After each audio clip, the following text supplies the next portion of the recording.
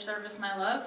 She is an author of the acclaimed book, The Enemy Inside Me, and has been featured on TV, radio, you name it, magazines, ABC, NBC, CNN, Fox, CW, New York Journal, and so many more. We are so incredibly blessed to have her here today. In 2009, after being diagnosed with a rare form of cancer, which is Ewing sarcoma, Brandi fought to overcome her diagnosis, to heal after her treatments, and reclaim her life through therapy, physical activities, and other healthy living practices. So that is, you're going to hear a lot about that in this back couple of hours, healthy living practices. Since writing a memoir in 2018 chronicling her experiences, she created the Brandi Benson Wellness Initiative, dedicated to raising money for both the Sarcoma Foundation of America, as well as in-house support programs and events that spread awareness for good mental health and wellness practices for victims of trauma. And we've all heard today that there are many definitions of trauma. So I would love to welcome Miss Brandi to the stage.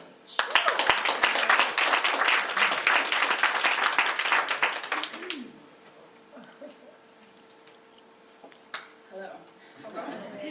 All right, so I will be speaking about the art of not complaining. Changing your perspective and changing your life. Let's all take a moment to think about how much we actually complain per day. The weather is too hot or it's too cold. The traffic, how high the water bill might be. Your friends, your family, your boss, how terrible the restaurant service was. The internet service is too slow. Your loud neighbors, your salary, your lack of, the storm that might be possibly hitting this weekend. The right wing, the left wing. The list goes on. But what if I told you that those words that you are complaining about have magical forces that are held with them? They have the power to either build you up or break you down in the same sentence. Complaining about these dissatisfactions on a regular basis may leave you feeling helpless, hopeless, or victimized. Over time, the accumulation of dissatisfaction and the feeling of helplessness may have a negative impact on your self-esteem, your mood, and your general health. My name is Brandi Benson. I am an Iraqi war veteran, a rare cancer survivor, an entrepreneur, a minority, and the author of the book, The Enemy Inside Me. I'm extremely excited to be here before you all today. This afternoon, I will be talking to you about how changing your perspective and what you speak about, how it can have tremendous effect on your life for the better. We'll go over the 3 different types of complainers, why habitual negative complaining is bad, how our words are powerful and affect our bodies, and close out with a personal anecdote. The 3 different types of complainers are, the first is the chronic complainer. This person is always complaining about everything. They exhibit bad habits. They are always playing the victim, the woe is me. People often avoid them. And they are always thinking in problems and never in solutions. And nothing is held with action. So when they're complaining, they have nothing that they're going to fix. They just continue habitually, just keep complaining. Then we have the venting complainer. This person might have woke up in the morning, they hit their toe, something happened, it kind of throws their mood off, and they're not happy throughout the day, but they're just venting, getting their feelings off of how they're feeling. But these people often lead to action. What they're complaining about, they're trying to fix it. Then you have the constructive complainer. This person performs analysis, and they use the complaining as a benchmark and to measure what they're complaining about, and it leads to action. Now, some of you might be thinking that just because we're speaking words and what we're complaining about doesn't really do anything or is not really affecting us, but that is quite the contrary. The problem with many complaints today is that they become more of a way to vent as opposed to a way to solve problems.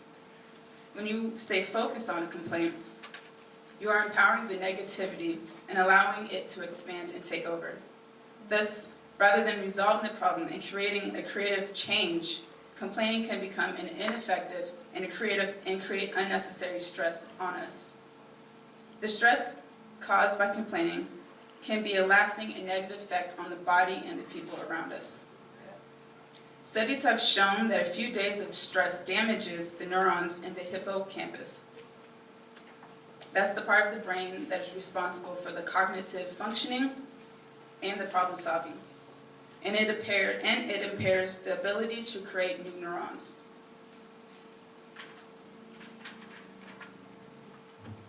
Over time, this can result in shrinking that part of the area, which causes decline in cognitive functioning, such as memory and the ability to create new neurons.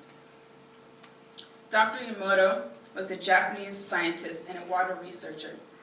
He revealed the truth of nature and water and how thoughts and vibrations affect the molecule structure of water. In his years of water research, through his high-speed photography of thousands of water crystals, Dr. Emoto has shown the beautiful crystals are formed after the words are spoken to, after the water is exposed to the words of love and gratitude. The fact that our body is made up of 70% of water, and what we speak has profound effect over our health and what we become. He discovered that water from clear crystals and clear springs and water has been exposed to loving words show brilliant, complex, and colorful snowflake patterns, while water from polluted sources or water exposed to negative thoughts formed incomplete, asymmetrical patterns with dull colors.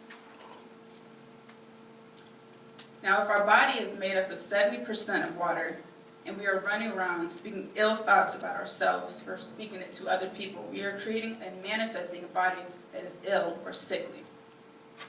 We need to be more careful of what we say, who we say it to, and where we're saying it, because our bodies are listening. In February 4th, 2009, I was told that I had cancer, and not just any kind of cancer, but the rare aggressive kind of cancer. This cancer would spread to my lungs, my spinal cord, my brainstem if it metastasized. I had Ewing sarcoma in my left leg. I was 24 years old. I think I was young then. I had my whole life ahead of me. I hadn't even accumulated enough student loan debt to be called an official adult. This was 10 years ago, but still resonates with me deeply. Because of this horrific news, I completely changed my life, how I interact with people, how I speak to myself, how I speak to others. That day in February, I made my mind up that I was going to have to fight if I wanted to live. I'm always asked, how did I do it? How in the hell did I survive Ewing sarcoma cancer? How did I muster up the strength to live when everyone around me was either throwing in the towel or passing away on the cancer ward? The truth be told, I completely changed my perspective on life and myself. I had the odds against me pretty badly, but something inside me would not let me give up or become a habitual complainer. I could not afford to become the victim twice. And here's what I mean. Yes, I was now a victim of cancer, but I did not want to give myself or my life away and agree to the terms of the doctors. Victim to the conditions and the diagnosis. I had the option to either surrender to the authority figure, the guy with the coat, the degree, the experience, and what he thought, or I could ignore him and enforce my will instead. I understood the diagnosis, but wanted nothing to do with the prognosis. This is where the real battle began before me. Being new to the cancer ward, I can remember staring down the long hallway with anticipation of getting to my room. Each room was based upon the size represented seniority, and the ultimate goal was to make it to the biggest room, which meant you were the survivor. But those who made it to the last room very seldomly lived to tell the story. As the days and months went by, I constantly fought to maintain my sanity. As I battled the complications of the chemotherapy, my friends passing away one by one, I found myself more determined to live each day. I think we all have that thing inside of us, that fire that drives us to either fight through the heat or to crumble and be devoured by the flames. Either way, we make a choice. And I think that we continuously need to speak what we want so we will have our desired outcome. We must remember that our words have power, and we must if we focus on the bad, more upsetting events will occur. If we speak negative, those things will continue to happen. If we speak positive things and focus on the good, those outcomes will manifest in our lives. That is what I believe that helped me survive those 10 years ago. Even in my darkest hours, I saw myself beating that. I felt the emotions of victory, even though I felt deathly ill. I never let my current condition stop me, hinder me, or blind me. There were times that I was really afraid, since the chemotherapy did threaten my vitals. I found myself asking, how do I stay? I wasn't ready to leave my family. How do I stay here? Sorry for the paper. When I finally made it to the biggest room, I had the fortunate opportunity to watch those before me leave in body bags. Not one of them left by choice. I was determined to stay. I would force myself to say positive things to myself, like you're healthy, you're strong, you're beautiful, and your hair's going to grow back. This is just an experience for you, not your life story. I would be lying if I said I did not complain, because I did. The side effects of chemo is nothing like I can compare it to. But I kept my complaining to a minimum, and I would replace those bad things that I would speak about, and I replaced them with loving and happy memories and things that made me feel better. I grew up knowing that our words were extremely powerful, but it wasn't until recently that I learned about Dr.Emoto and our correlation with water and our words and our bodies. Needless to say, I walked out of the room by choice. There's a famous quote that I absolutely love, and I always close out with it because I think it's so amazing. It's by Corey Hicks, and it states, you can't be both pitiful and powerful in the same body. You must choose one. Well, I chose to be powerful, and that is what I learned along that road. So I have a couple of tips for you guys for not complaining. Acknowledge the negative things which happen to you and how they affect you. Acknowledge your frustration or anger about the situation or the person or whatever triggered their complaint. Change your view of the problem. Problematic situations and people can give you an opportunity to learn and grow.